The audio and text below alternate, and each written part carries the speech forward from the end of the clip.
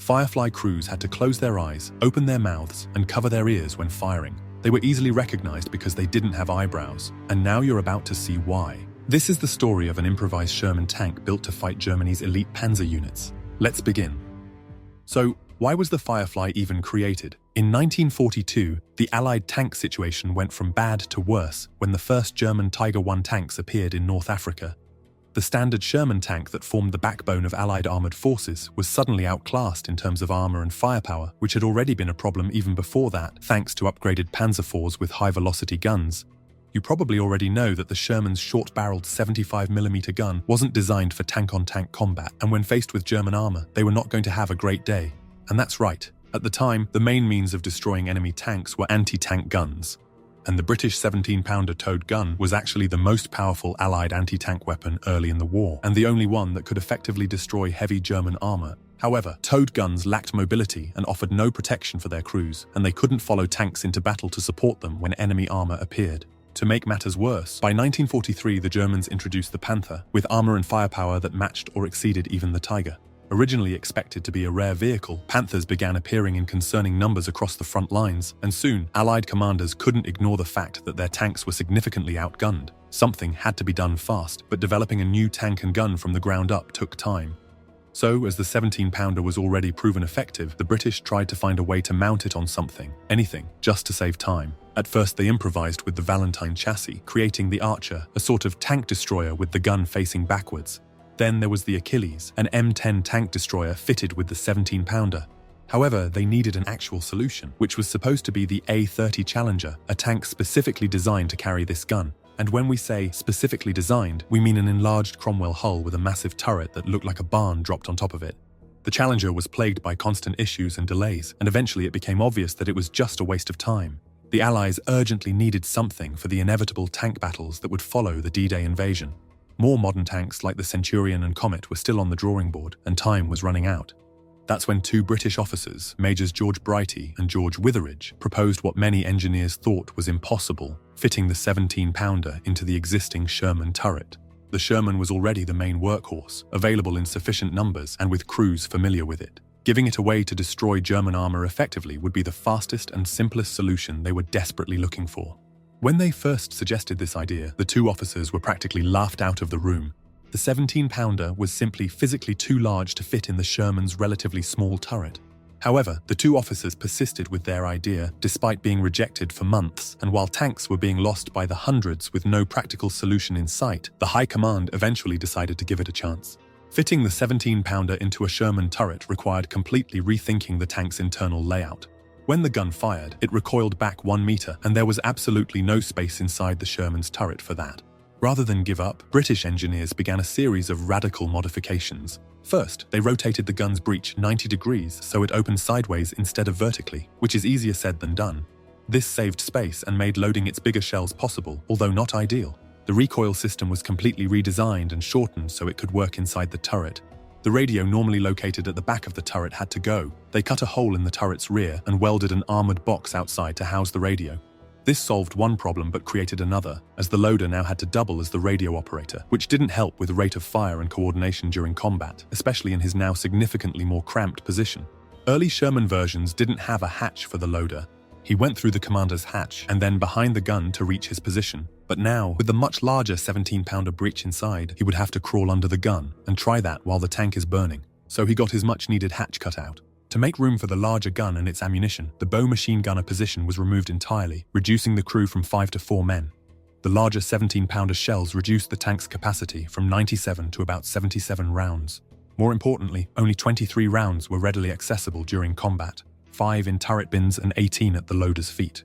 After these were used up, there would be a noticeable pause in firing while the crew retrieved additional rounds from harder-to-reach storage areas. After many other smaller adjustments, they somehow actually did it. By January 1944, the prototype Sherman Firefly was ready for inspection. Despite serious concerns about the already light Sherman armor, crew comfort, and combat effectiveness, which you're about to hear in a moment, the Firefly passed the tests and 2,100 units were ordered to be converted. With D-Day only months away, there was now no backing out, and Shermans were being converted at a rapid pace. By the end of May 1944, just days before D-Day, 342 Sherman Fireflies were ready for the invasion. As there weren't enough of them, one Firefly would be assigned to each platoon of 4 tanks to give each unit a tank-killing capability. The question remained, would this actually work in combat against the German Panthers and Tigers manned by elite battle-hardened crews? The Firefly's baptism of fire came in Normandy, amid the hedgerows and fields of northern France. British and Commonwealth forces would face about 70% of all German armor during the Normandy campaign, and Fireflies were about to come into play.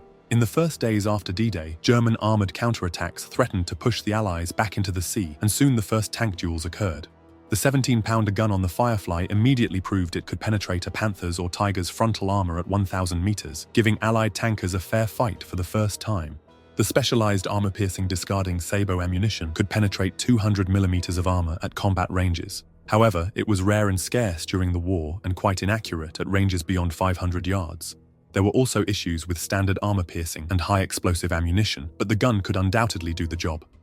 This didn't go unnoticed by the Germans, who now saw that these long-barreled Shermans were far more dangerous and began to target them first. Because of that, Firefly crews tried to hide their distinctive appearance.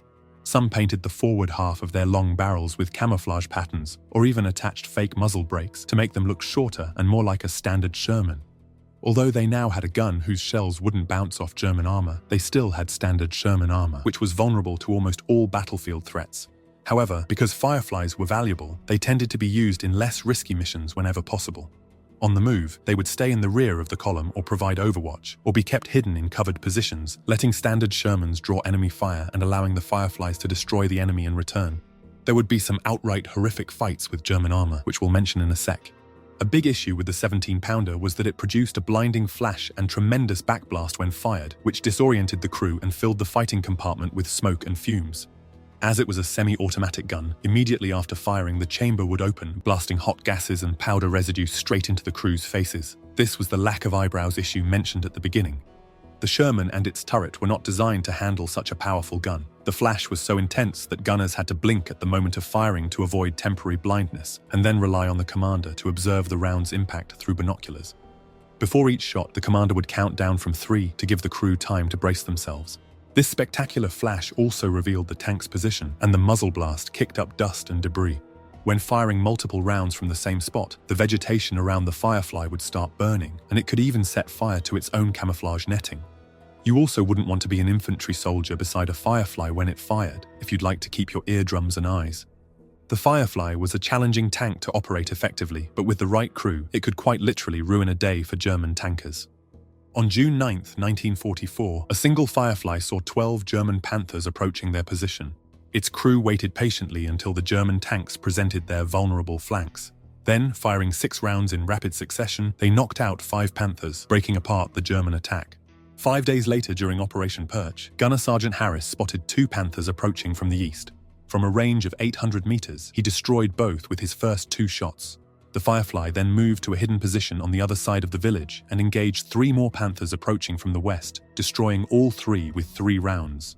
5 Panthers destroyed with 5 shots. But the most famous Firefly action came during Operation Totalize, near the French village of Saint-Aignan. As German forces launched a counterattack, 7 Tiger tanks from the 101st SS Heavy Panzer Battalion led the armored charge against Canadian positions. Among them was Tiger 007, commanded by Michael Wittmann, Germany's deadliest tank ace with 138 confirmed tank kills. Fireflies set up the ambush, concealed in the forest on higher ground. They let the German tanks come well within range. Then they opened rapid fire, blowing up German tanks in the open field. In a devastating 12-minute exchange of fire, some Fireflies were knocked out, but 5 of the 7 Tigers were destroyed, including Wittmann's. His tank was hit directly in the ammo storage, resulting in a huge internal explosion that killed the entire crew and the famous German tank ace. Despite the obvious problems shown in practice, Firefly conversion continued throughout 1944. By 1945, over 2,000 had been delivered, allowing each platoon to have 2 Fireflies instead of 1. Later in the war, 76mm Shermans with redesigned turrets and arriving Comets began to level the playing field in terms of armor penetration. But the Firefly covered the critical gap when it was most needed and did its job, despite being everything but pleasant and comfortable for its crews.